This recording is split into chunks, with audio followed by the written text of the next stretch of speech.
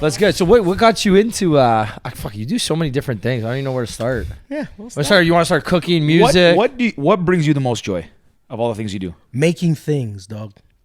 You know, like I make things people don't even know, like other stuff that I make. They're about to find out a bunch of different things coming, but I just love making things that will bring people relief, joy, a little bit of ease in their life, something to think about outside of the bullshit, you know?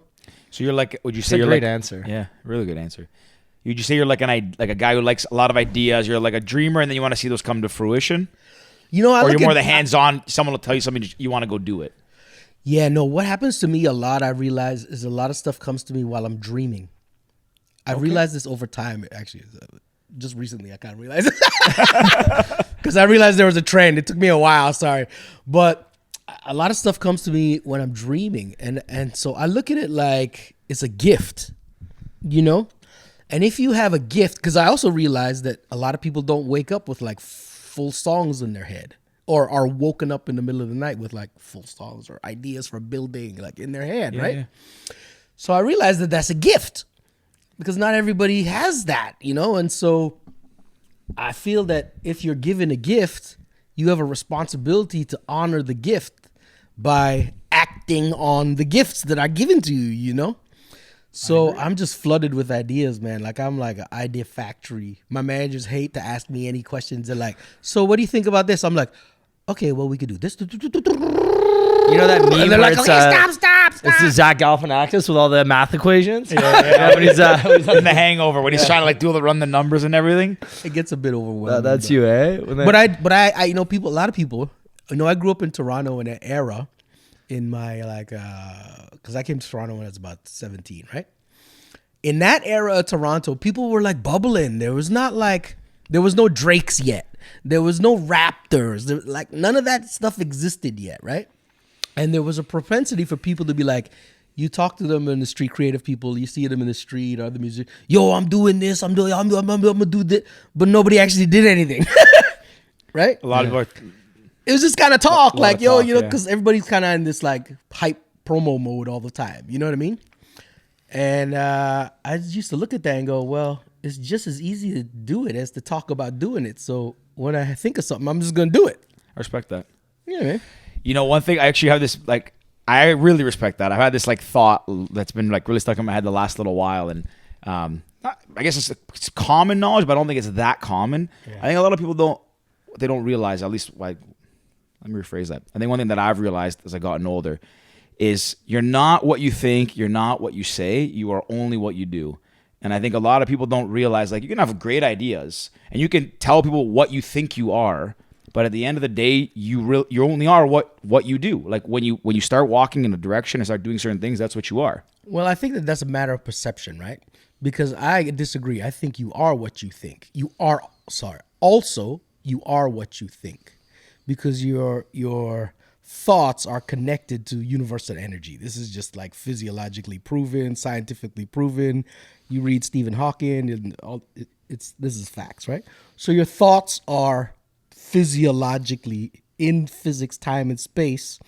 They are actual things. So you are what you think. This is the fallacy. But from a matter of perception, this is internally. From a matter of perception, to other people, you are what you do. Yeah, I understand what you're saying. And I think you put it well. I think that you're right. Like one precedes the other. You can't, like, you have to think of something to do something. Like you're not just gonna go and start walking and like figure it out. Like at the end of the day, you have to formulate some thought of what you want to do, what you want to be, what you want to put together, what you want to build.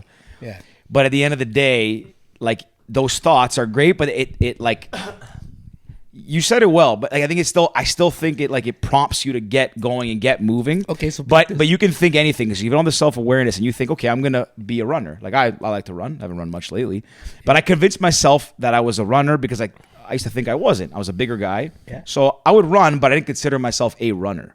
Okay. Technically, I was because I was running, but I had to convince myself. I had to convince myself that okay, I'm a runner. I can be a runner. I can run. Like I should look at myself that way, and then I kept reinforcing more by actually doing it. So I sat for a while and thought that I want to get healthy, want to run, all that stuff. So the thought has to precede it. But at the end of the day, You can think it, but you're not that thing until you act on that so thought. what happens when you're running and you have a thought at the same time? So just because you're doing the thing, it negates the thought? Keep the mic close. No, I don't think it negates it. Like, I don't think it negates the thought. Like, oh, if I'm running and I think, I want to be a pizza man. So which one are you more? Are you the doing or the thinking? More. I think you're identified personally, at least, if you're self-aware, and externally as what you're doing. So if I thought I want to be a pizza man while I'm running, but I'm running, if someone saw me, they'd be like, oh, that guy's a runner. Cool. They don't know I'm a pizza man. I want to be a pizza man yet. But if I keep telling myself, oh, I want to be a pizza man, and I went and started making pizzas, they'd be like, oh, that guy's a pizza man too? That's crazy. Okay, so what do I do? You do a lot of things. Okay. So And that's why I asked you what brings you joy, because I'm curious as to what, not what you identify as, but like the thing that brings you joy is like you're jack of all trades. I mean, you do a lot of different stuff, right? Yeah. But like, what would, let me ask you that. What would you identify as then? Like what do you? I'm a maker. I'm a maker of things, man. Experiences. But you're a maker of things because your ideas come to you, you act on them, you make, so that makes you a maker. Interesting. I see both sides. I could be talking out of my ass right now. No, it's but it's just coming to me as we're talking. So no, because I've been listening to the whole thing, and I think you're both right.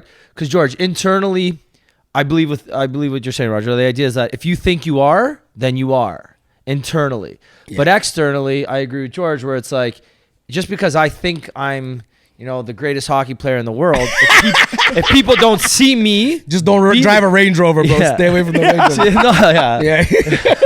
That's a good one. No, but I'm saying, like, when I golf, I look like I'm a good golfer.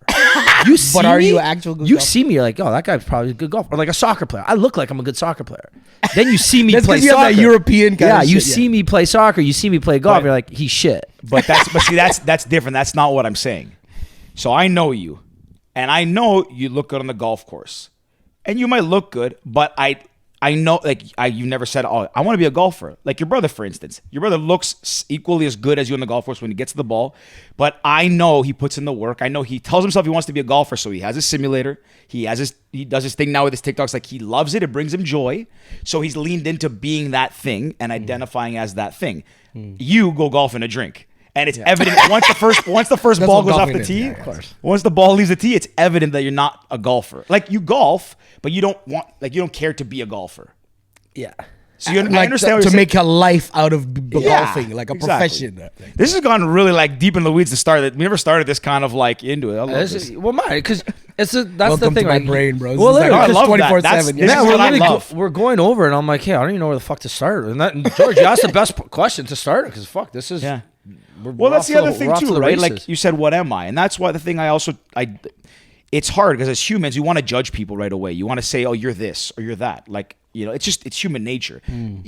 Externally, it's not good to do. And like, you realize, oh, it's not good to judge people. Figure out who they are. Because I could see someone on the street like, oh, they look like they're lazy, or they're, say again, sorry. A banker. Let's say Yeah, banker. suit, right? And so maybe they're this way politically. Like, oh, we're quick to judge people at face value. Of course, But yeah. so, it's not reason. I don't think it's reasonable to do that, because if you let people surprise you, what they're about, what they bring some joy, what they tell you they want to be or who they are, like, you have to really understand who somebody is over time. And again, someone like you who does, it seems like everything. I'm curious to know what, that's why I said what brings you joy, and that's a cool answer. Like, I'm a maker. That's a very cool answer, very unique answer. Things, man. What thing do you love making the most? People happy. Damn, man, this guy's good just answer. knocking them out of the park. Like, Another good answer. holy shit. Okay, what do you I think? did not expect that answer. I'm not gonna lie. What do you think that you makes people the most happy? You're really trying to get him here. No, I'm just curious. No, it's fair. When I laugh, it makes people the most. I have a very boisterous laugh. Okay. And people meet me and they're like, man, you got a great laugh. It just puts me in a good mood. So I don't have to make anything but laughter. You make vibes. You make I make vibes, bro. You're a vibe maker. I'm a vibes maker, bro. That's honestly cool. But I Zen. also there's Zen. vibes, but then you actually have to put something physical into space. I also do that, right? Yeah, you're creative, right? It's like it's evident that you're a creative. That whole genre. To go like back, one of the things too is that's why I think it's also very cool, because like I think I'm very similar in the regard of like my brain is never stopping. I'm thinking of how can I do He's an this? idea guy too.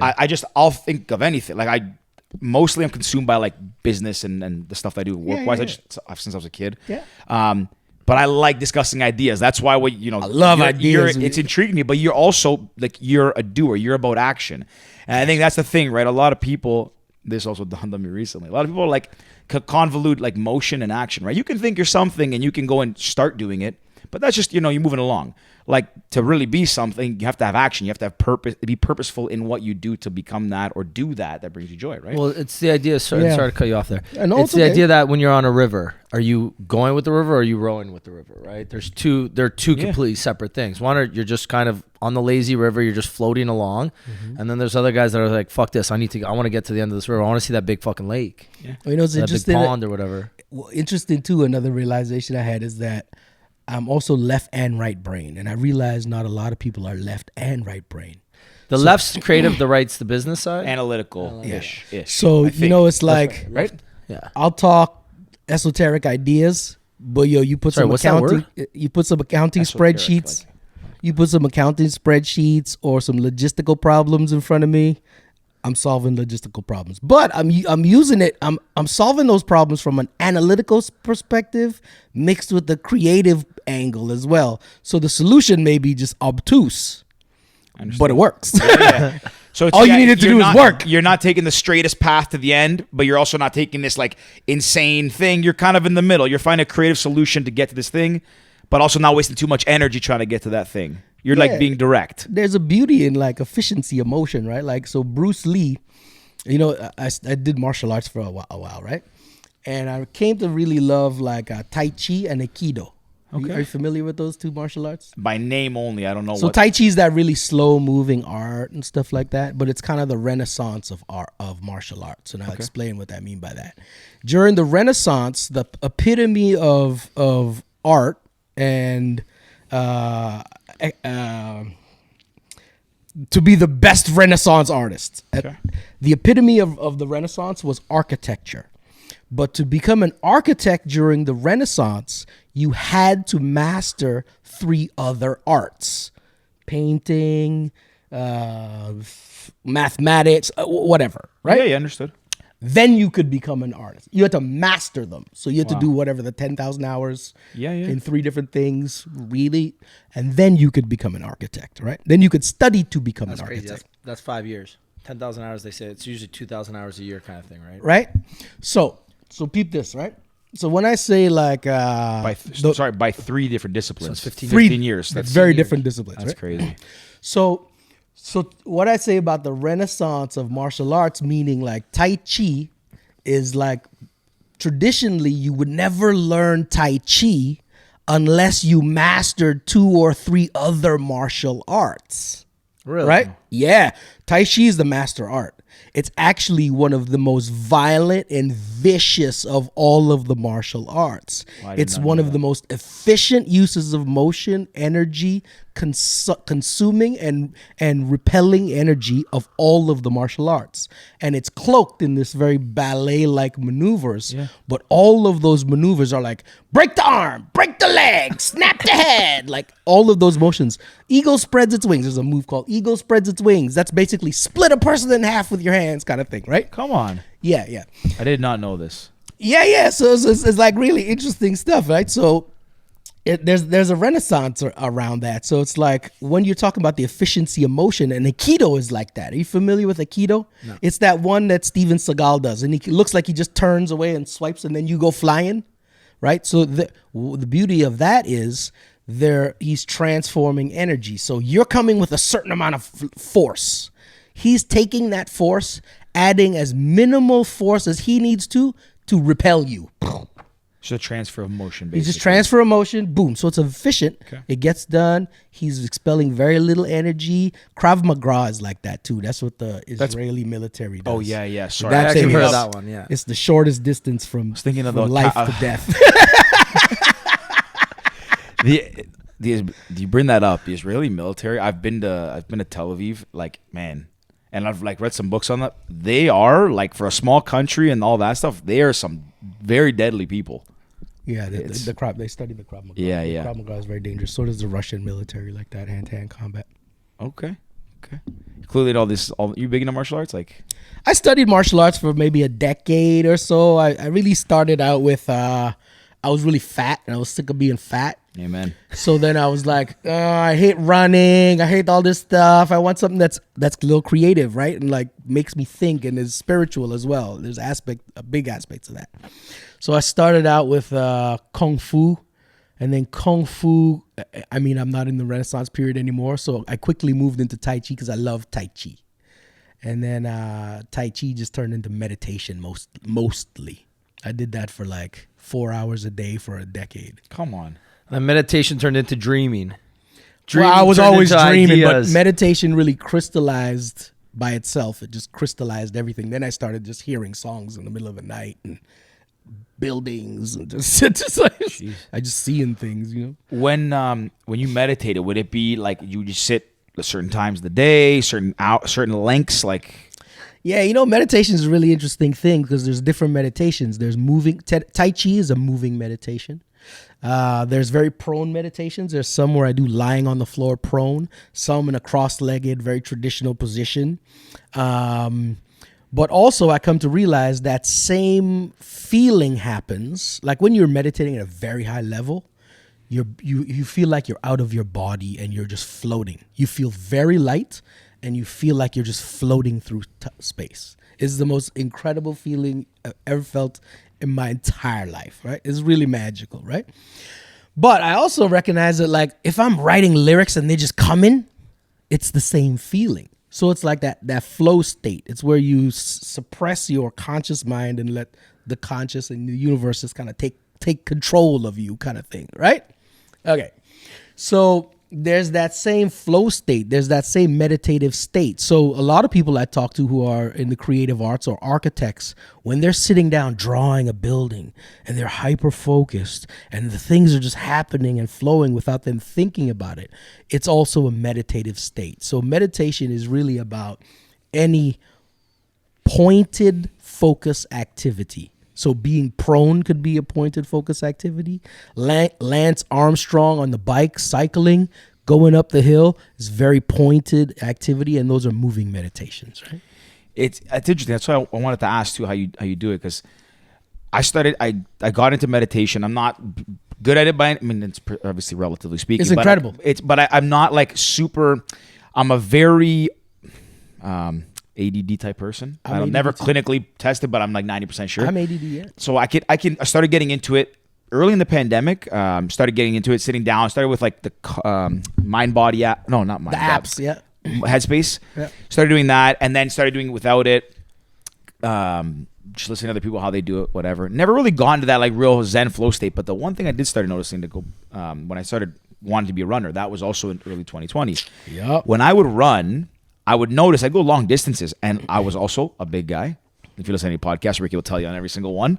I like the idea of running, so I'm like, I want to be a runner. Started going, and the first bit was obviously tough and a little bit of a slog. But as I started building up the kilometers, 10, 15, 30, like there was a point in the summer where I was up to running like 30K on a Sunday at a objectively fast pace for someone of my size. Yeah. But I would just like, I'm 3 hours gone. I'm like, what happened? Like I was just running. 3 hours. 30 kilometers to about 3 hours, and I would just like up hills, down hills in the country, and I would just like be in this like state where like nothing else mattered. I wasn't thinking about a million things. Meditation. It was just about like what's in the road in front of me, and the time kind of flies by. And it's interesting because traditionally you think of meditation, you think of a guy cross-legged or a guy or girl sitting, but I've started to notice it in other things as well. I'm someone who likes mixed martial arts and boxing. I'm a big boxing guy. Yeah. And when I started boxing, I thought combat sports, like it's terrifying. You got to be sharp, always in the zone.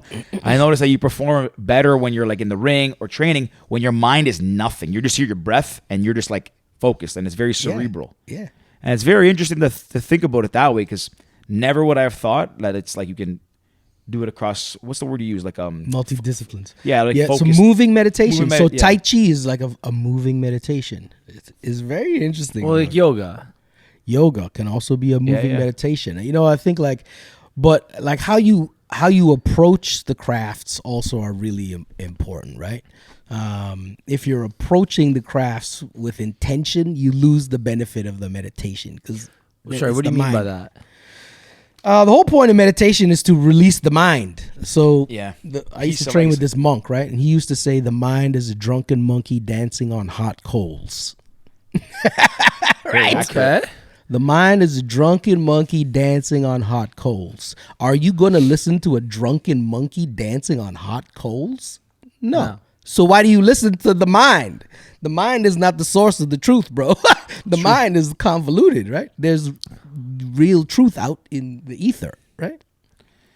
The mind is like, yeah. One of the things that a lot of people say, lot, and if you read whatever, that like the ultimate goal in life that you should strive for is peace of mind. Peace of mind. That's really it. 'Cause if you can bless, control your brother, mind, bless. Say it. Spit it. it's true though. That's what it is. And it's hard. I don't, by no means do I have it. Like I try and I stay like focused on that. I read a lot on stoicism and other things that are related to similar theories in life that would teach you how to be I guess have thick skin in theory and a thicker mind. So like in terms of like blocking stuff out, that's noise and all that. But it's tough to do. Like it is very tough, and you got to be very disciplined. You don't want a thicker mind. You want a thinner mind. Maybe that's the right way. Do you know what this reminds me of? Do you know Exo Levi? No, I don't know hardly anybody, bro. I mind my own business. Yo, I got to make a lot of stuff, so I spend a lot of time by myself making stuff. No, but we had like this kind of very similar like philosophical conversation with him a few months ago, and he's a musician as well. So it just a lot of like when you guys are talking, I'm trying to go back and like tie that together. Yeah, tie it in. Cause I'm like, this is crazy. Yo, you're into mixed martial arts, you said? I'm a fan. I'm more of a boxing fan. Okay. I like UFC now as a result because I do like combat sports. I don't like UFC as much. I find it a lot more violent. Yeah, I like boxing because of the sweet science, a little bit of like the chess game. I did boxing too. I love boxing. Yeah. I actually, fun fact, I was actually down in Vegas for the Canelo and Bivol fight. Oh, word! Which was fucking crazy. Crazy. Yeah. Seeing Canelo Alvarez lose in front of like 95% Canelo Mexican is crowd. Incredible, bro. You ever do boxing? Any boxing? Yeah. Fought once, 1-0, undefeated. Oh, good for you. Knocked him out too. Oh, word, yeah. Yeah, it was a charity event too, and I put him to sleep, but didn't want to. Yeah, you wanted to. You wanted when you're in there. You're there and you want to beat them down. That's what it is. Boxing is incredible, dude. I love boxing. I love doing boxing. Yo, my DC is my homie. Cormier is my homie, dog. Get out of here. Yeah, that's my homie, dog. Yeah. Good. He's a good dude. He's a good dude, dog. Good peoples. Yeah. Mm-hmm. You a big UFC like fan or? I'm not a big UFC fan. But like, I don't know. I'm not a big, you're like passive. You'll watch it, but like I'll peep it. I'm not gonna go chase it down like that. Well, again, you I guess like you said, you don't have a lot of time for a lot of things and people. I guess because you're making things all the time. I'm making things, man. I make babies. I make things, buildings, restaurants. I didn't realize you got that big of a family, man. Like you seem like you look like a young guy. Like no, I don't mean that to pander to you. Like you generally would never have guessed that. Yeah, I got four kids, man. It's like crazy house, bro. Where'd you grow up? You grew up in the city or? No, so I was born in Trinidad. Okay. And my family moved from Trinidad to Edmonton, Alberta. Go figure. I think there was like 6 black people in Edmonton. I was literally just going to say, especially and 4 of them was my family.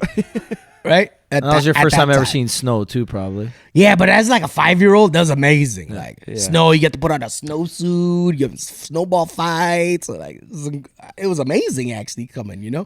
And kids are like super adaptable. You know what I mean? We don't give them credit for that. So I adapted pretty good, but then I started pursuing like cooking and music, and I realized that I had to get out of Edmonton. So I came to Toronto for an awards show, the Canadian Music Video Awards and Junos and stuff we were nominated for that year. So we came to perform on like, at that time it was like Rap City, Soul in the City, Electric Circus. Like we were doing the circuit, and then we had to perform at these award shows and stuff like that. Rap City, I'll never forget the intros on those. Yeah, of course, yeah. Much music. Yeah.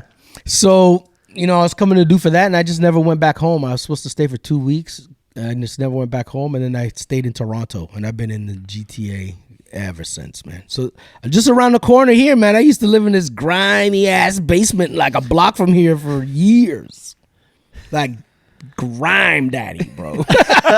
Like I'm talking like, you see the concrete? When you break concrete and it's exposed and all cracked and like a bunker type thing? That was like, our bathroom was like that. Come on. It was a studio apartment. The whole apartment was probably half the size of this room, including the bathroom, the kitchen, the bedroom.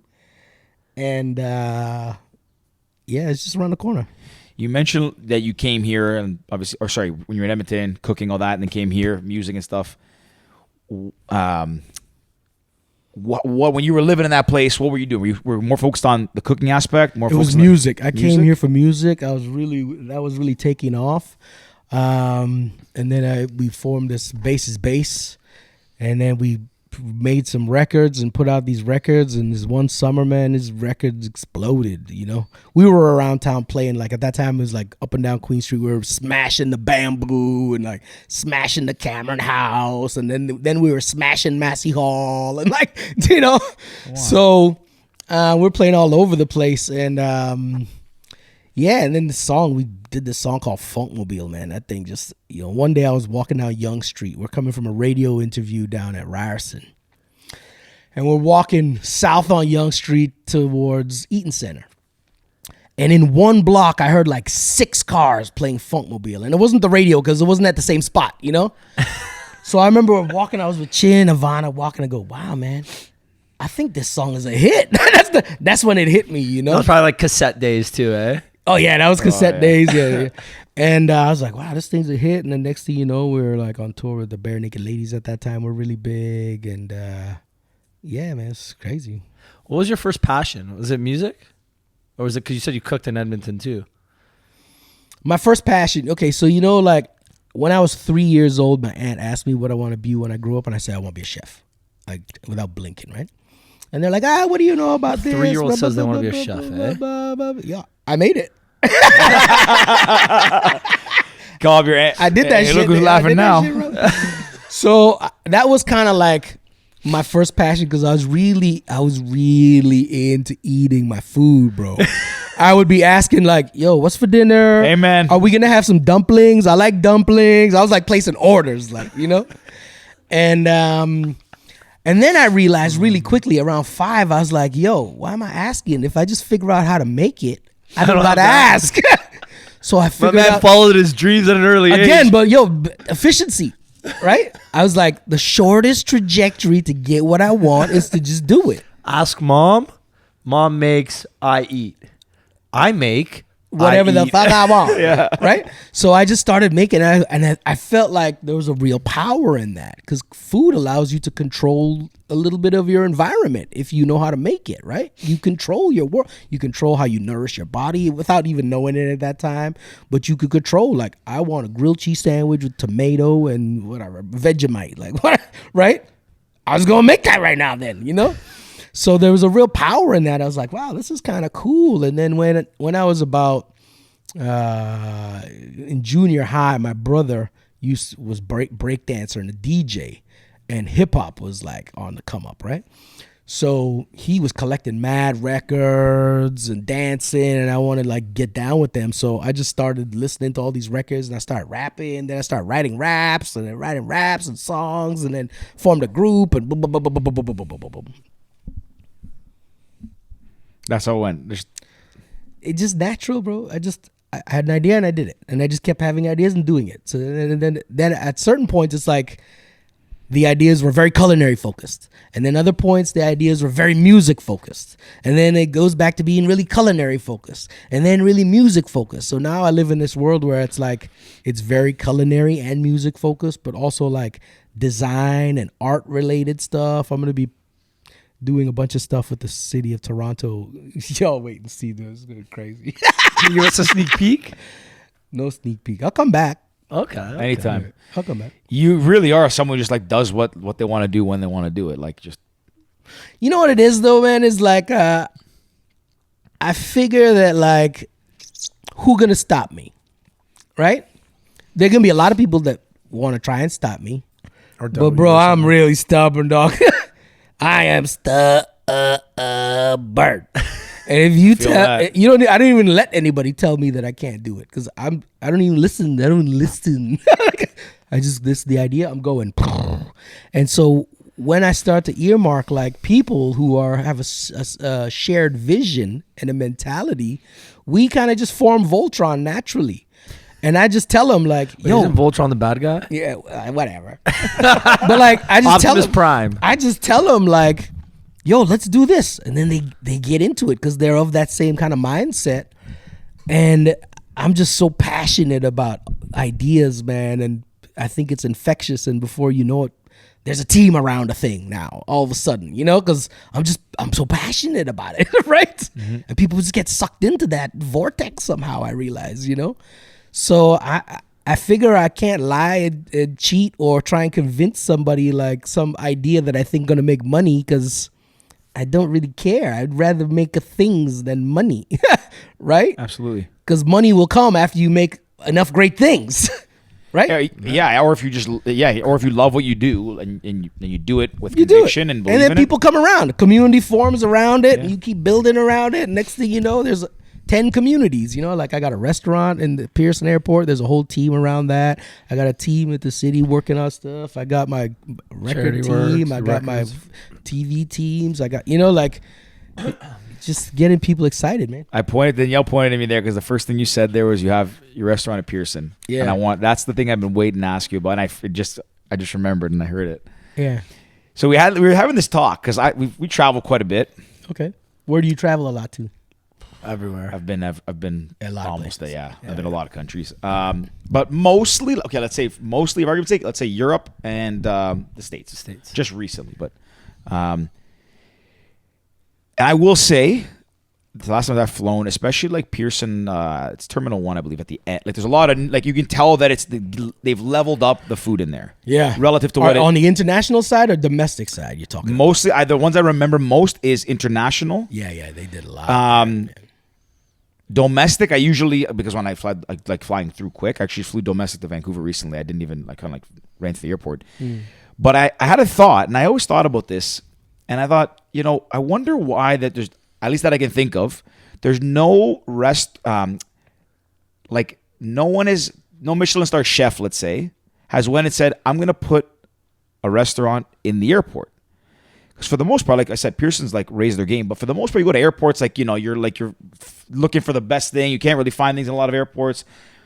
And I thought about it, and I was like, people can't, they're there. They have to go there. People get excited. They want to eat, whatever. If you went and said, I'm going to put, I know I'm going to have the best in this place. And people, they have to eat there because where else they're going to go eat? And usually the options aren't, have but it's not options. that simple. It's not that simple. So that's why I wanted to ask. You have to think about what a Michelin star restaurant experience is like, right? So generally, it's a 4-hour dinner. That's fair. You're going to show up at the airport and sit for extra 4 hours. Just how many dads you think show up at the airport at least 3 hours early? Yeah.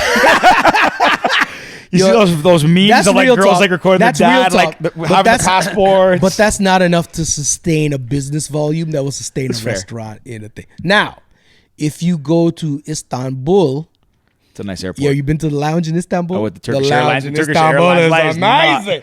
Oh my God, it's amazing. They have massage. They have massage. Yeah, they walk around, give you massage. Golf simulators. They got 12 buffets. It's my kind of place. So this is what I mean, right? And so the culture is different, the experience is different, but that airport is a very transitory airport. Yeah, so people are often sitting in that airport a 14-hour layover. I had an 8-hour layover when I was there. Right. So they set that in there. But Toronto is a destination and a departure airport more than it's a transition airport, right? So it's different. It's actually, now that you say it, I realize that you're right, and I've read that before about Pearson, and I've read why there's when you book a flight through Pearson, let's say the airport taxes, all that stuff is really high relative to places like Turkey or Dubai or London, because through there so many planes are flying through. Whereas no one's flying from New York to Toronto to go to London or something. Yeah, I never thought. Yeah, that. So it's a different kind of market. Yeah, right? It's a different kind of market. Answers the question. Even you go to Heathrow Airport, you'll see there's some really good pub restaurant. There's some really nice restaurants at Heathrow Airport. We were just there last weekend. Yeah, literally 5 days ago, but we didn't notice it. Yeah, there's some pockets there, some really nice pockets. We were kind of in a hurry. You were huffing, yeah, you were huffing. Yeah, we were. But you know what? Actually, our security line took us 5 minutes, and they even let us go through with our waters. So literally, I was gonna pour it out. So I'm like, oh, we're not allowed to take water through security. Dude, they don't want to mess anybody up with Brexit, bro. They're like, come back, please, please come back. Whatever you want to do. Yeah, it was amazing, the airport experience. Walk through with gasoline and matches. I don't care. They were good there. We were just how it is. Yeah, continue. What were you doing in London? Me and Danny actually went. We I didn't love London. I've been there twice. I didn't love it. So it was a long weekend. I knew I wanted to go somewhere. So I was like, I think I'm going to go to London. And I told her, she's like, okay, I'll come with you. So we just went to London for 3 days because I wanted to love London. And I did. Now I do love London. So mission accomplished. It's a love story. Yeah, that's good. That's good. Yeah. It was good. It wouldn't be my first place to go when I go to that part of the world. Do you know what? So, okay, but this is what we were saying because we go to Europe every summer normally, me and him and then friends and whatever. And we usually do, Mykonos, Ibiza, Hvar, Italy, Spain. Yeah, those, we do the islands, The places with- Mediterranean gauntlet. Yeah, if you you know will. what I mean? Yeah, honestly. Yeah. And every time I've been to London, it's because I'm either going somewhere else or I'm going back home. Yeah. And it's like that spot, right? So I've been into Heathrow, has like a middle ground like 4 or 5 times. Right. So one time I went there to London because we were going to Manchester to watch a soccer game. Yeah. And I was like, okay, when we get to London, we'll just figure it out once we get there. And it's like, I didn't have the best time. Yeah. Another time I was coming home from Spain, I was like dead. I was only there for one day because I wanted to watch the Harry Potter play. Right. And I had to go home. So it's like, Yeah, I went there, watched Harry Potter play, went home. And it's like, I didn't care for the city. Yo, you're so gangster, bro. I have a friend who goes to like, I'm going to go to Paris for lunch. Like, and she like go for like 3 days just to like eat lunch around, play, and then come back. Well, the way I look at it, She live in sometimes New you're York. flying. It's like, hey, to get home from, let's say, Croatia, from Split, you could fly from Split to, I don't know. Actually, no, let's use like Athens. You can fly directly home from Athens and pay like $1,000. Or if you have a connecting flight in Heathrow, it's $600 and it's like a 16-hour layover. Okay, well, I'll take the 16-hour layover. I'll spend a night in London. I'll go see the play, whatever. Yeah. So, yeah, I don't mind though. At least I get to see Find another business. place. You been home. through Singapore? I've never been there. I just flew through it on my way home Changi's from crazy. Thailand. Singapore, Changi is the airport of airports. No disrespect to Toronto Pearson, but I'm just saying Changi is pretty gangster. How many countries you been to? I don't count that kind of stuff. I've But been lots? I've been lots. Yeah. Yeah? I've been lots. What's your favorite country?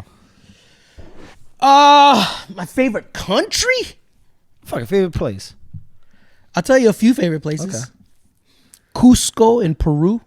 It's at the foot of Machu Picchu. Machu Picchu. It's like one of the main ports to get to Machu Haven't been. Picchu. I was actually looking at maybe going this winter. Go to like- Cusco. Cusco Yeah? is it's a very beautiful little Okay. town, man. It's reminds me of like Spain or France. Like you go down this little cobble alley and it looks like nothing, and there's a wall, looks like nothing, and a door looks like nothing. You open this door and an alley, it looks like an alley, and it opens to this most beautiful courtyard of you have no idea what's on the other side. It could be like this bank of amazing restaurants. It could be art galleries behind there. It could be residences behind there.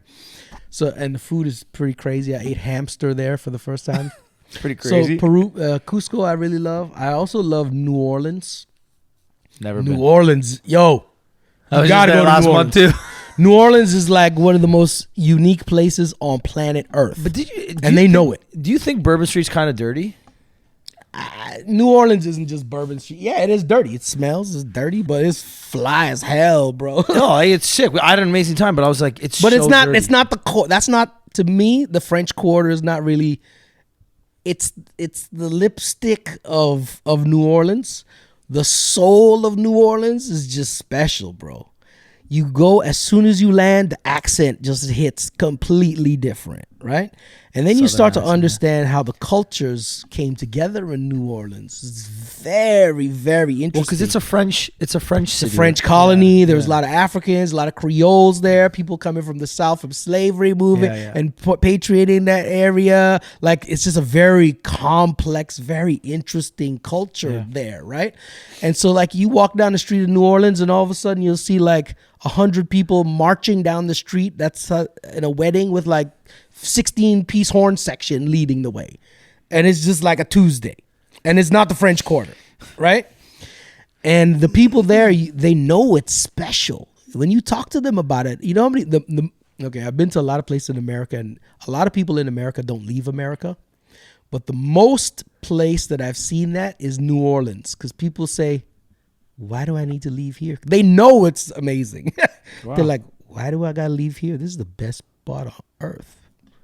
Great food, great interesting culture, very dynamic. Tourists from all over the world because it's so special. I love New Orleans. I also reluctantly really love Paris. I went because everybody talks about Paris. Oh, Paris. My wife wanted to go to Paris, so I was like, it's her dream, and we're going to Paris, right? Paris really is beautiful, bro. Yeah. It's also like one of the most racist places for black people. I tell you Really? straight. Oh, Very nationalism is like very racist. And it's crazy. It's a very it's pretty multicultural. beautiful. Yeah, I was There's just- a lot of big Muslim population, I believe, there. And But if you notice in Paris, if you're in whatever arrondissement in the center of Paris, you don't really see those people unless they're like coming out of working out of a hotel or some shit. I didn't notice. And then that. it's like, oh, the black people, the Africans, they live over there. And it's like only Africans over there, right? It's Really? very segregated. I had no idea.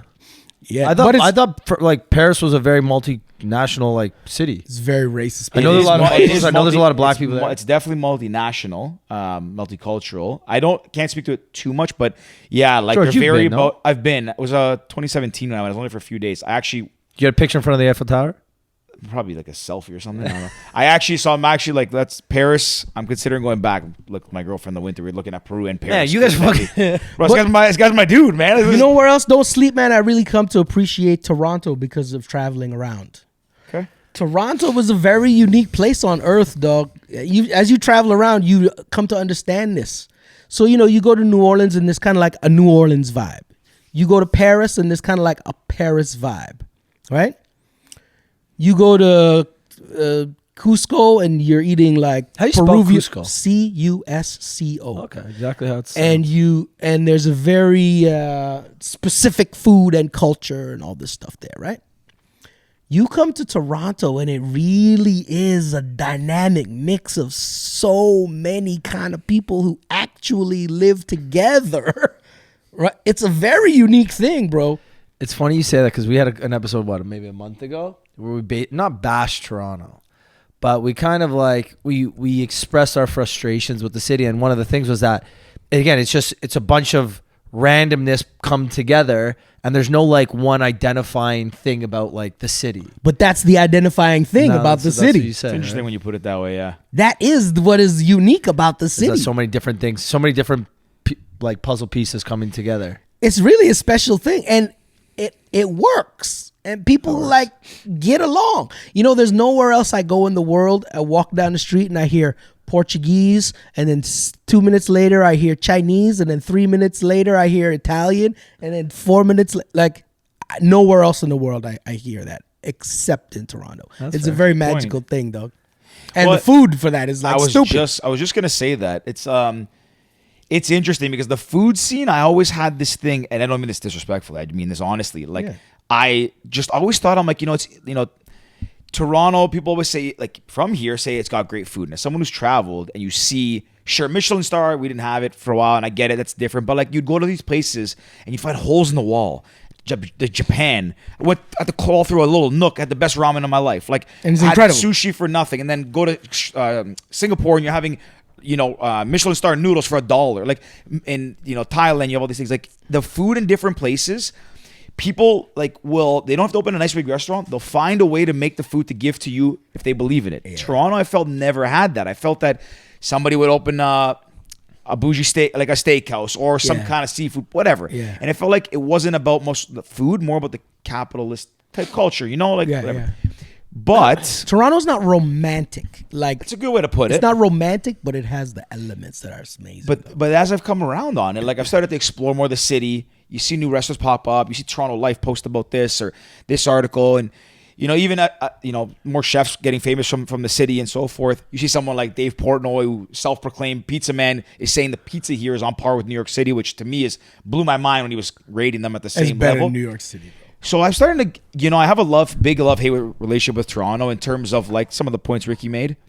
Weather primarily, but I love-hate with it. but it's honestly, some things have grown on me, and I have a respect for one of the points you made, like the food culture and the food scene and how people are starting to, take some more risk, and you see like a food community forming where guys leave this restaurant and open up this pizza shop. A guy who left this restaurant, opened a pizza shop, his brother opened a burger. Like you're starting to see a culture form in that regard.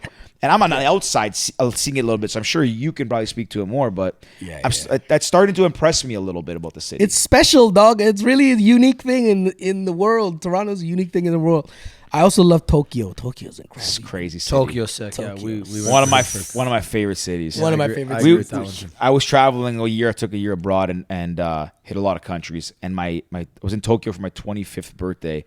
And my brother, his wife, fiance at the time, came down. My parents came. Ricky and his parents came down. So we were all in the city together and like never been to, like there. And that place is a different world. Like different world, like very different world. Yeah, nuts. It was cool. You know what I loved about Tokyo is like there's no garbage can, but it's the cleanest place on the earth. Like we literally talked about it's spotless. It's crazy, spotless. Yeah, and like I loved it, yeah. you think like you went to some cities. We went to some cities in China, and some cities in China were like dirty and like they're very close by. Like they're neighboring countries. Yeah. But Tokyo was fucking spotless. Spotless. Oh, actually, all of Japan was. All of Japan. Oh yeah. Well, they're very meticulous and a lot of pride, man. It actually circles back to the thing you said at the beginning about 10,000 hours, becoming a master and all that. It's I don't know if one of the few cultures, but it's one of the cultures that I've noticed firsthand that they're very proud, like you just said, very proud, but they take their craft so seriously what they do. Yeah. There's like a sense of respect, camaraderie, pride, where like if you want to be a sushi chef, you're starting by washing knives for like a year. Then no, for like 10 years, actually. You're probably right. You know better than I do. It's true, yeah. And it's interesting. You don't see that ever. It's like, let's move to North America. We're saying Toronto, all this stuff is great. But there's also, we're in a world where there's so much that you can do and make it in America. I'll count Canada, but like make it in America, that everyone wants that instant gratification. And it makes everyone always go, hustle, bustle, all these things. And it's so interesting when you see the contrast between those. George, was it you that was telling the story that about the chef that like had to work like washing dishes for like 2 years before they could even like shuck oysters? Just wash rice. Then you go to wash rice. Yeah. If you're lucky, you get to wash the rice. You're lucky. Yeah. It's actually nuts. Like if you want to be a sushi chef and you want to be like, let's say you want to try and become a Michelin star type thing, like it's insane. Yo, just for the record, Michelin star is not the be all end all epitome of anything. For sure. Just FYI. Okay. It's definitely a little bit more. Continue. Not, I guess, as reputable as it used to be. I've been to like street stalls in Jakarta that are better than Michelin restaurants that I've been to. Trust. For sure. I've never been to Michelin star. For sure. I just think in Japan, it's a big thing. They have the most. Yeah. Them or for France sure, have the most. Yeah. So I think it's a big cultural thing too, right? Pride. For sure, yeah. Anyways, we ate at one there that was insane. Just to finish the point, like it's crazy how much pride they take in everything they do, and it's lineage too, right? It's like we're now 10 generations of making soba noodle. Mm-hmm. Yo, you're standing on legacy. You got to defend the legacy, right? Crazy. And so it's like, son wants to be somehow son. You're 11th generation. You gotta make. You gotta hold it down, right? Yeah. So like, there's a thing like if you're buying sushi rice, they will say that this is like the spring rice. Right? Because when they harvest rice in the spring, it has more moisture. So when you make the rice, you add like 8 drops less water because the spring rice is different hydration. And it'll say on the bag like spring rice. It's next level out there. Let me ask you something. You said that you have ideas. New rice. New rice. Yeah. You go. You got an idea, you go. You do it.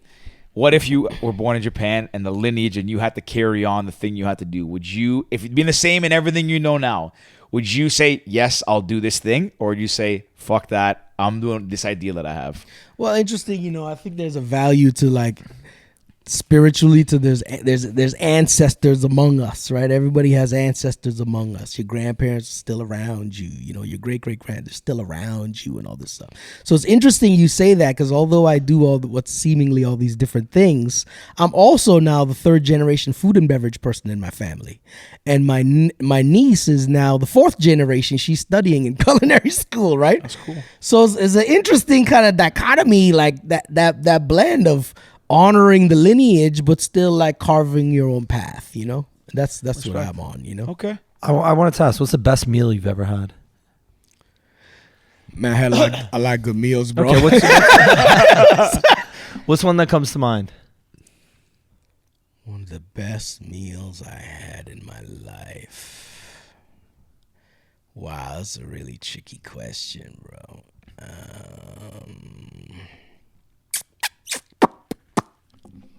And then George, over to you too. Wow, Actually, that's a tricky question. I'll answer mine quick. The best meal that I can remember in terms of like the food experience was probably when I was in Japan and I had Sushi Masuda, I think it was. He was the guy in. I didn't know this till after I had it in Jiro Dreams of Sushi on Netflix. Oh, yeah. He was the guy making the rice for Jiro or whatever how you say his name. Right. And it was this restaurant. He walked in because we were in a back room with my family. It's like 6 of us, and he comes in to bring the meal. I was like, "Okay, that looks kind of familiar." Or I was like, "Yeah." We watched it after, and it was him. That to me was the best meal because it was just like, Yo, my favorite restaurant in the world, I'll tell you, is this place called Davies Corner in Kuala Lumpur, Malaysia. It's essentially the place where all the cabbies and the locals go. They are specialists in a thing called banana leaf. So basically, instead of a plate, you get a banana leaf, and it has rice and different curries and stuff like that. So they're amazing banana leaf, right? They also do a thing called roti canai, which is kind of like one of the national dishes. And it's a very thin, light, flaky roti that's kind of a little bit sweet. And they serve it with all the different chutneys and stuff, right? But my brother, I'm talking it's like barbecue chairs, okay? And the cabbies are pulling up. Locals pulling up. tuk-tuks and shit. $2 and you're out. Every time I go, my first thing is, yo, let's go to Davies. Let's go to Davies. is that good, eh? Do you like Kuala Lumpur as a city? Yeah, Kuala Lumpur is one of my favorite cities. It actually reminds me of New York, like 1990s, you know, like grimy, gritty, really soulful, a lot of stuff going on. Some of it's legal, some of it's not. And there's just the energy to it. But it's also one of the central financial hubs of that pocket, right? Yeah. Singapore, Malaysia. So it's a really interesting mix culturally. They're very influenced by East Indian culture. There's a very heavy there's a very heavy Chinese culture, very heavy Thai culture. And then there's an indigenous Malay culture. And then there's a kind of like, I guess, the new Malay culture where it's all those things mashed up together, kind of like Toronto is Malaysia. You know what I mean? So I guess part of that I like is that it reminds me of the things I like about Toronto, but different. That's fair. You know what's I was gonna say just on that to finish that point. Like I've been there. I didn't like. I don't know what it was. I love I think Bangkok's sick, Singapore's sick. Kuala Lumpur didn't do it for me. I was only there for a few days, but I don't. You didn't know the spots, bro. That's what I think because it's you gotta know. It's like a bit like weird. It's like nice in some areas. Yeah, sketchy. yeah. I'm like, where do I go here? Yeah, you gotta know. You gotta know the. But spots. you know what I didn't know is a food hub, which I actually really liked, is Georgetown in Penang in Malaysia. Oh, and I only went there because I was in Bangkok and I was at a hostel and these girls were like, "Oh, you should go to this place." And I was like, I had no desire to go to Malaysia. I was like, it wasn't even on my radar. Yeah. And I went, I did Kuala Lumpur for a bit, but they said go to Georgetown. That's where the food is. And man, like these so good. The carts that you eat from you couldn't even try everything. Like it was crazy. Yeah. And one of the best bars I ever went to in my life. I'll tell that story after. But anyways, I couldn't believe it. Malaysia I actually really liked, but it's interesting you said that about Kuala Lumpur because I had the weirdest experience. You got to know there. the spots. You got to know the pockets. You got to post up with the local, and they show you the real spots. Because the local people will never go to those spots, bro. You know what I love? They're in the middle of a jungle behind some little back road, and all of a sudden it opens a parking lot, and there's this amazing Chinese seafood restaurant, like the most incredible. It's in the middle of the jungle, in the middle of the city. You would never know this place even exists. It's like going down into a ravine. You would never go, right? Fair. Amazing, like incredible. You just got to know. You got to know this. Okay. You know what I love about you is every time you tell a story, like you're obviously a great storyteller. You're incorporating so many different like parts of the world. You've mentioned I think 7 different countries in the last 10 minutes of storytelling. You're like giving a shout out to like this country for this country for this city for this. Like I love that. But that's how I cook and I make records, right? People are like, "Oh, so what do you specialize in?" You know, there's people who's like spend their whole life doing Italian cuisine or Greek cuisine or whatever. And I'm like a global explorer. So I'll take my whole thing is taking elements of maybe 5 or 6 cultures, putting it on one plate, but not making it seem like confusing, right? Making it still taste good and be approachable and you could look at it and understand what you're about to eat. But when you put it in your mouth, it's like, I was expecting one thing, but I got a different kind of thing. Yeah. And that's just my influence, you know, and that's how I think. Like you see my brain right now. It's like that's how it is, dog. Well, it kind of comes out too because we were listening to your EP, right? Yeah, the record is like that too. And it's kind of like we're listening to one of the tracks. I was like, okay, I kind of see what this is like. I think it's kind of a little associable. Associatable, is that even a word? Yeah. It's you can kind of figure whatever the sound, you kind of recognize it. But then you listen to the next one, like, okay, this is unique. What was the one? Thought. Never thought. It's a little bit different. And I was like, I never thought that it would come to this. Yeah, like it was catchy, and then it's a little bit different. Like little, I don't know if eclectic's the right word, but it's got a unique sound, a little inspiration pulled from different places. Is that fair? Yeah, 100%. And that's what it is. It's like there's elements of like reggae with folk and rock all in one song. But like they kind of make sense. Like you listen to the record, it makes sense. Actually, this kind of perfect because I was like, at one point, I'm like, okay, it kind of sounds like, what soul, genre is this? But it kind of sounds like, well, I'm like, this is okay. This is different. Just good. But music, it's also man. like, I mean, respectfully, I do believe like you can't imitate because there's only one of something. You have to have your own sound and really. Well, pave this is your the own way. thing, right? And you know, we're in this era where like the algorithms are driving the industry. Right? Like the industry right now is so crazy. Peep this out, right? There's record companies out there who've spent $2 million on an artist sitting on a record, and they tell the artist, we're not going to release the record until your TikTok is popping. I read that article yesterday.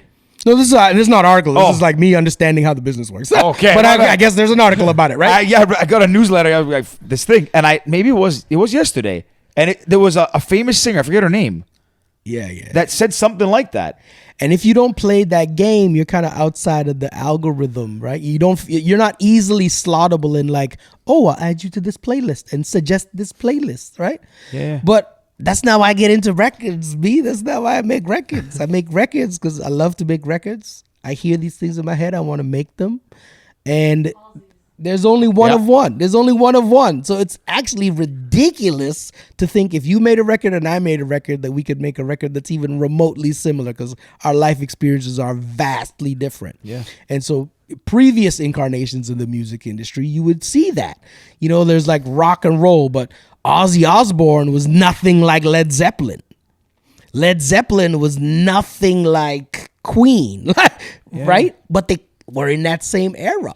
Yeah. Because everybody had the freedom to be themselves and carve a lane and create a lane. Bob Dylan is not Bob Marley, right? But they both had a guitar, same 6 strings.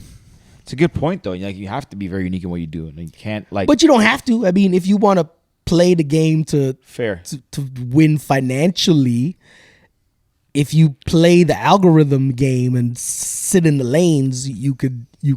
Arguably be more successful at that. But it's I always look at it like a short-term thing. Like, look at me, bro. I'm making records for 30 years. Still making records for 30 years. Wait, sorry, how old are you? Old enough to know how to do it, young enough to still do it. It's a good answer. So, I'm still making records, putting out records. People still checking the records, right? It's because I always did what my lane, like, so you can't kick me out because I'm just doing my lane. You can't kick me out my own lane. Good point. Yeah, you're doing it because you want to, right? That's the idea. You're not doing it because you need to or because someone's telling you to, and you're not kind of listening to other people. It's like you're doing it because you want to do it. You're making music that you love doing. I love doing it, and people, when they hear it, they like it.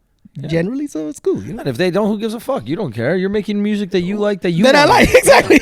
Yeah. But that also I can sleep at night. Yeah, but that also kind of ties to peace of mind, my brother. That's it. That's what you need, man. At the end of the day, it kind of like we've had this talk on this podcast before, Ricky and I, and we've talked about, especially with the TikTok type thing, where it's you see it, people get famous for something, some niche, some whatever, for 6 seconds, but then they become that thing and they lean into that thing. So now they're doing that thing, and that's how they're identified. Going back to what you identified, and that's all they could do now. And does that bring them joy, or are they doing it because they want to play the game? And it's interesting because sure, like, I might have misspoke. Like, you're right. You can be similar to somebody and maybe you hit it, maybe you get lucky, whatever. But if you're doing it and you're not happy and you're trying to play the game and you kind of get it, you might get some fame, a little bit of success, a little bit of money, but are you going to be happy doing it? What's the point? You got to be who you are unapologetically and really enjoy what you do. Because if you're stuck doing it forever and you don't make money, or you make money, like, if you're stuck doing this forever, would you do it forever? You know how many artists are out there playing songs that they hate every single night? They hate them because the record company made them do it, and they hate the song. Who's the DJ that did it? Eric Prides. I don't know the story. Call on Me. He hates it? So yeah, there's a big deal. Call Eric Prides. He's like really. Yeah. Prides. Yeah, that's it. He made a song way back in the day. I don't know, maybe like 2005, 2010 or something. I love how you say that's back in the day, but go ahead. Yeah, I was like, Way back in the 15 day. years ago, right? Yeah, but like EDM wasn't as big back then. Yeah. So he made that song. It blew up. And again, this might not be true, but I've heard from numerous people. It's like he absolutely hates the song. But the music video was like a phenomenon at the time. Like all the girls dressed, blah, blah. And the song was a banger. So it did really well. But apparently he hates it. And now, like, it's a thing that he doesn't play it at, like, a lot of his major shows. He won't play it. Yeah. And it's like, that's like his levels. It's not uncommon, you know. That's not uncommon. Because every record that I made, I'm happy to play it, though. Like, I'm good. Do you like playing shows? Love playing. I tell you, of everything that I do, that I have done and that I do, there's no feeling on earth like standing on a stage, having your voice come out of the microphone out into some big speakers with the thousands of people out there, bro. There's nothing like it. It's incredible feeling. Not only for the ego, it's really good for the ego. Don't get it twisted. At least you're honest. But it's very satisfying people to see like, wow, I came up with this idea and this energy I put into it. And now that energy is transferred to all of these people. And they've made it their own, and now are bringing it back to me as the creator. Man, it's just like the instant gratification and the spiritual circularness of that is magical. Plus, you get to hear your voice booming out of the speakers. It's crazy. There's nothing like it, bro. I always said I wish I could have like even a tiny bit of musical talent. There's nothing like it. I got zero. There's nothing. No feeling like it. Other than meditation. I can imagine. I feel hyped up when I sing karaoke in front of like 50 people. Yeah. I'm hype. And he's a terrible. And I know they hate it. Singer. And he sucks. There's like, yo, get this guy off the stage. And I'm like, yo, I'm fucking killing it. Yeah.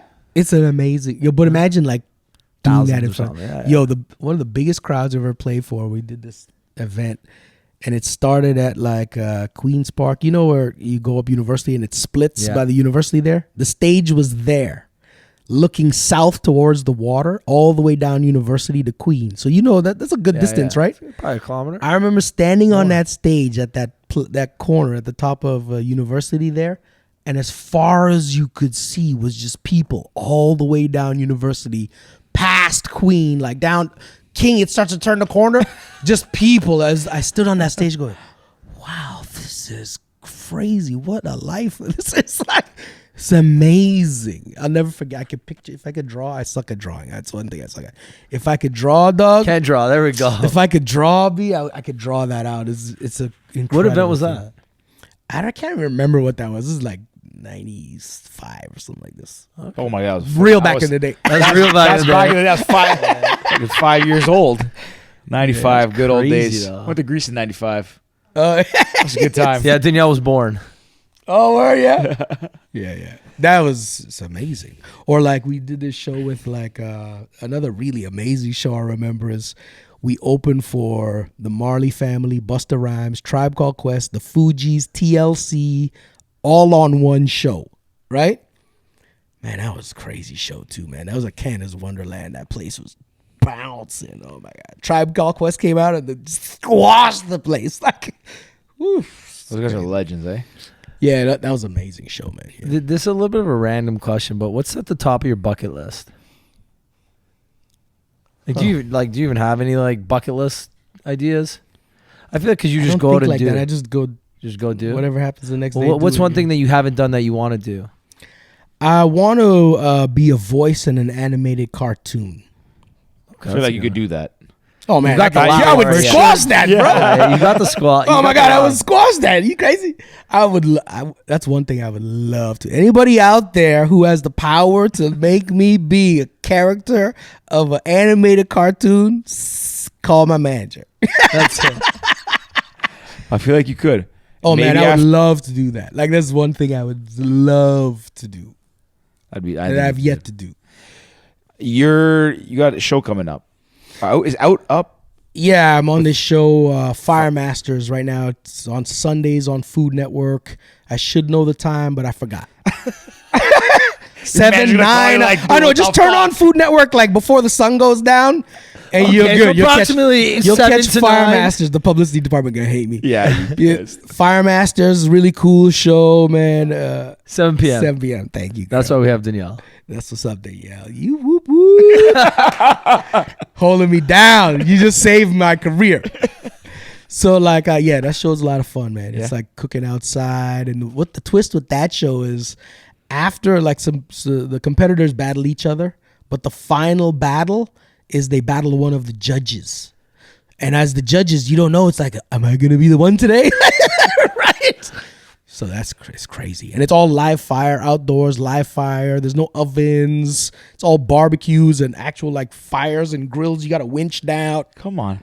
Yeah, it's a crazy show. You should watch it, man. They come, man, Food Network, they just kept pushing the envelope, eh? They just keep really thinking of like what the next thing Well, to you know, do. like all Well, here, broadcasters. I saw one with like rat in the kitchen or something. What? It's That's like, Ratatouille, bro. That's No, no. It's one where they have. It's like on his cartoons. Listen. You want to have a cartoon?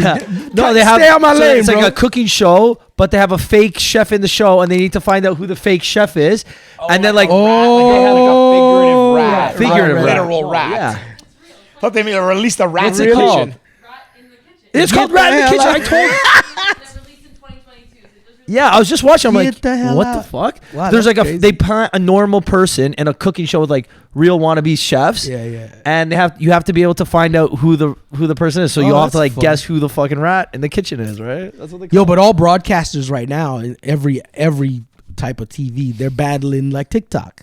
Because TikTok, or like social, they're holding people's attention. It's like, how do we get people's attention back to traditional screens, or get them watching our stuff on their devices, but our stuff, not like the things not that- social media. So this is the challenge with the traditional broadcasts in general right now, and so everybody's trying to push the envelope to try and do new things, and the networks are doing really good at it. created that show, the cake or is it fake or is it? When you make, What's that? yeah, I've seen that. And that came from like TikTok trends. No, I think Oh, they were word? Food Network. No, sorry. You say Food Network or Netflix? What is it? Food Network had this show where they had the Halloween challenge every year, and they would you'd have to make you'd make a Halloween display out of cake and all Oh this yeah, stuff. yeah, yeah. And it would look real, but then Netflix made one that you'd have to guess which is fake, which is real. It started off TikTok. That Oh, did it? Oh, really? trend. Netflix into a show, and then like people decide is it real or is it fake. Oh, I didn't know Netflix started on People also TikTok. create something afterwards, but like they created like a show off of like TikTok trend. Oh, interesting. Well, there you go. Netflix. It is. Well, think about how many like social media influencers end up getting their own shows after. Yeah, but you know what happens?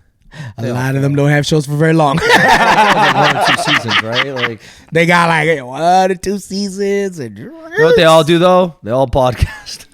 They all start a podcast. a lot of podcasts. Pretty much what everyone does. Yeah, except we were before them. I mean, we did it before before it kind of started getting popular, but nobody knows that. We were 8 weeks before the pandemic. 10 episodes in. Yo, the podcast. 8 weeks earlier, less listeners. The podcasting exploded, man. You know what? What Ever was the since stat? Joe Rogan caught like whatever 100 million, everybody's like, "Yo, I want to catch 100 million." Yeah, we made like, so when Joe Rogan got the Spotify deal, we made like a joke video. Like he's holding a spoon. Like I have I'm- headphones on that aren't even plugged in. Yeah, I'm holding I picked my something. wedgie in Yeah. front of the camera. It was clearly a jokes video saying we just signed an exclusive deal with Spotify. Like, thank you for all the Yeah. support. It's Our- obviously a joke. Everyone messaged us. Congrats, man! This is huge. Like, that's I was amazing. like, guys, I literally picked my butt in front of the But camera this with a is- spoon. Like, how at do the you end, believe that? at the end, we're literally like, oh, you think that was good, right? That was good. Okay, props. Like, This is the conundrum of the parody of the social media, because like you don't know what people are actually trying to do for real, or what's like they're trying Yeah. to clown. yeah. It's crazy, and it goes back to that last point you mentioned about like albums, and that one Danielle pulled it up. It was Halsey that said it. The article that I was reading on the whatever newsletter I got talked about how Halsey said her label wouldn't release a song until she had a viral moment, and that the labels are actually promoting people have fake viral moments to generate hype. because they're not going to release it until it drops. Okay, so here's an example. Right? Name 5 albums that you love. Any genre, just 5 albums. Forest Hill Drive, Carter 3, Blueprint. Black and Blue, Black and Blue, Gary Clark Jr., Chris Stapleton, whatever the one that thing is on, Parachute, Yeah, I can name Parachute, right now. Parachute and Whiskey, something. I can't remember the names of these songs now. Other 2 albums, record over here, probably like I can't think of two more right now. What about you? What about you? Oh, I could. Oh, this season. Just five. they're right Five. there. It Yeah, doesn't have to be top Juno. five. Justified, Justin Timberlake, That's a Cloud9, good Kygo, album, yeah. Babel, Mumford, Label's not mine. Yeah, it's a good one. Blueprint, Jay-Z, Carter 3, Lil Wayne. Okay, so that's five, right? Yeah. So here's the thing, right? Everybody I ask this question, their tastes are very eclectic. But you have these streaming platforms that feed you a playlist that thinks that you want to listen to other Blueprints, other Carter 3s, other Gary Clark Jr.'s. Yeah. When in reality, and they'll just feed you 10 Gary Clark Jr. derivatives. Yeah. Right? Where in actuality, as the consumer, they're so off base. In actuality, as a listener, you listen to all kinds of stuff. Yeah. Right? So everybody's chasing the algorithm and the marketplace behind the algorithm, but that's not what the marketplace is actually doing. It's a false economy. Yeah. Right? Yeah. But they perpetuate it because they ad dollars behind it. As long as you put the ad dollars, we'll do whatever, right? So it's a very interesting thing because you have the tech leading the creative and the industry, but the consumers aren't like that. I don't know one consumer out there I don't know one human out there who only listens to country music 24/7. You know how many people I know can spit off like Garth Brooks lyrics and Lil Wayne lyrics? You know how many people I know that could do that? It's crazy. Yeah. And so that's why I always say it's like, just do you, man, because you might look a certain way, and I'm thinking, oh, he just want to hear tarantellas and shit like this, right? But that's not your vibe, right? Do you know what I mean? Yeah. That's not your vibes, bro. Right?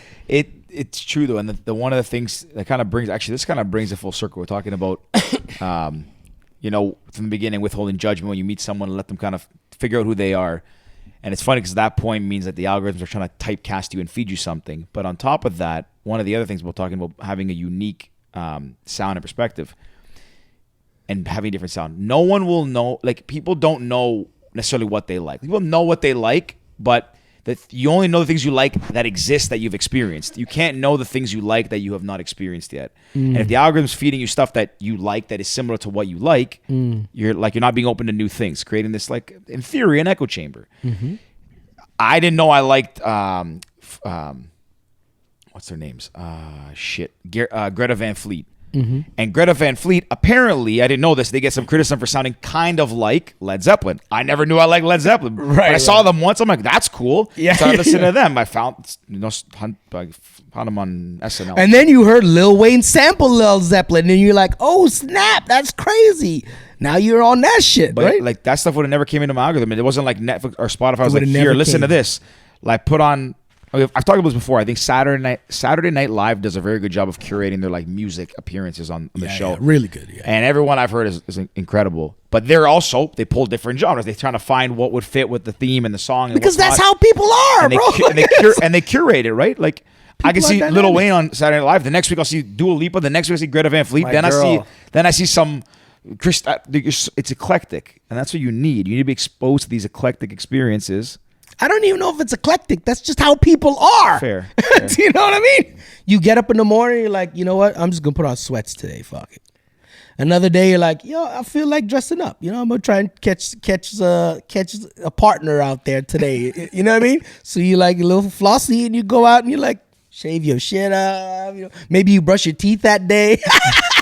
You brush your teeth 3 times a day. It's 'cause OCD. I can tell. Yeah. Them shits is white, bro. Oh, man. Hey, this is a good one. Yeah. Oh, then you're reminded of something. What's that? Pierogies for kids. Yeah, pierogies for kids. So check this out, right? I've been working with Save the Children since 2011. I've been to Peru with them. I've been to Bangladesh with them. I've been working with them on numerous campaigns over the years since 2011. Okay, so long history with them. You know, the whole Ukraine thing happened with Russia. And I'll tell you a story.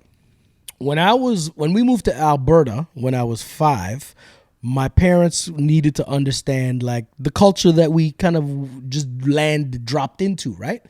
So I would come home some days and it'd be like, one day I came home and there's this Ukrainian baba, 80-something years old, in the kitchen teaching my mother how to make pierogies. The woman could not speak English. My mother could not speak Ukrainian. But there they were communicating around food. My mother literally rolled up on this woman in the grocery and be like, yo, I want to learn how to make this. And she showed her. She's like, okay, I'll come to your house, basically. So I come home from school one day and she's there doing this thing, right? So when I opened my restaurant, Twist, by Roger Mooking at Pearson, I put pierogies on the menu. And I did like these loaded pierogies. And it kind of like hearkening back to that moment, right? So then this whole stuff happened with Russia and Ukraine started, what is like 3-4 months ago now or whatever it is. And I was like, yo, this is crazy. But it also made me realize, recall and recognize, because I've been working with Save the Children for years, this is the same thing that's happening in Syria and Yemen and so many parts of Palestine, like so many parts of the world, right? And so it's like, okay, so I want to do an initiative while this is in people's mind and it's an authentic story drawing in. And so we created this campaign called Pierogies for Kids. So if you come to Twist, there's a QR code. You hit it on the table and you can go. It goes to the donation page. You can donate directly to Save the Children through that portal. Or you could order a pierogies from that original story that started, that's been on the menu for the last 7 years. You order a pierogies and proceeds from that order of pierogies go directly to Save the Children. So, since we launched this campaign, we're selling more pierogies because people are just down with it. And they realize, oh, these pierogies kind of good too. But they're invested. So they'll add a pierogies to their thing. You know what I mean? Or people are just coming through and like, yo, I'm going to support this. And they're just donating straight up. So it's been really cool to be able to do that. Because, a lot of people, a lot of times you forget, y'all travel a lot, but you're traveling for leisure. A lot of times when people are traveling, it's because they got to go to a funeral, and they're in the kind of this compassionate state of mind, and I'm not looking to take advantage of that, right? But this is an authentic story, an authentic thing they were doing. I've been working with them for a long time, and it was just it was a no-brainer, a way to execute it with all the infrastructure that we had at hand. So Pierogies for Kids. You could go to twistbyrogermooking.com/pierogies and you can go and donate if you're so inspired right now as well. Love that. That's awesome, man. That's great. Like, honestly, good for you to do something like that. And the fact that you bring it like full circle and it obviously comes from a place of like personal experience and all that too. It's awesome, man. I told you I like to make things to help people, bro.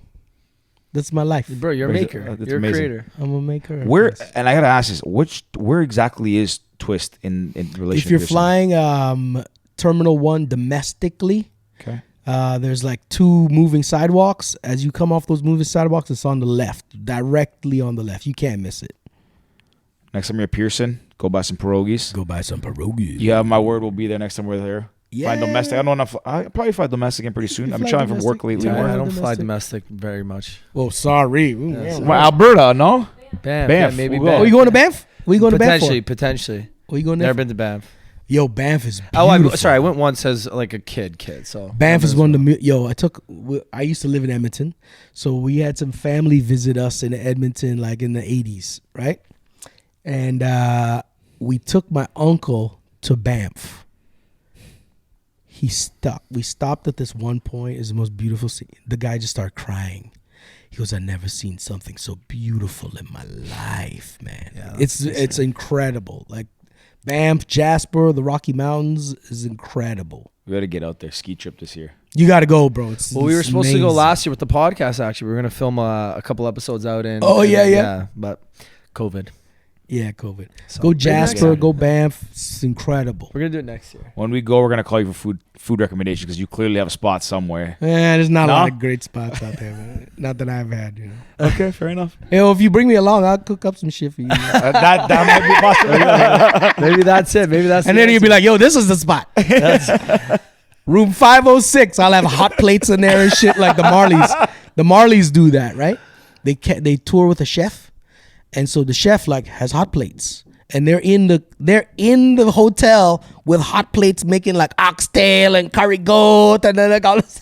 That's amazing. And everybody comes into that cook's room and like posts up, gets their Come food, on. goes back to their room. It's a vibe, man. It's It's amazing, though. I love that. All right. All right, Roger, man, guys. thanks for coming, man. This was a blast. bless, man. Thank you. This is Thanks awesome. for having me. Man. Oh, you're always welcome. Thank you, man. Yeah, I'll come back when I'm about to drop this other stuff. We'll come. We'll talk Absolutely, about it. absolutely. If people want to find out more about you, what you're doing, everything, where can they go? How can they find you? everything is at Roger Mooking, ROGERMOOKING, at Roger Mooking, or if you go to rogermooking.com, it'll take you everywhere as well and navigate you. Danielle will drop the links and everything. But man, Roger, great conversation, great chat, and man, I can't wait to see what you're up to in the coming months, man. I feel like it's gonna be exciting. Yeah, but for now, y'all go peep edibles, man. Go Yeah. peep this edibles. Watch Absolutely. Fire Masters. Go order some pierogies. We'll make sure we link everything. Put too, everything. so- Yeah, we got everything that we everything. didn't talk about because we talked about a lot already. So anything we missed, we'll make sure we link. But other than that, man, thanks again for joining us. Respect, man. Thank you. All man. I right, appreciate cheers, it. guys. See ya. You like to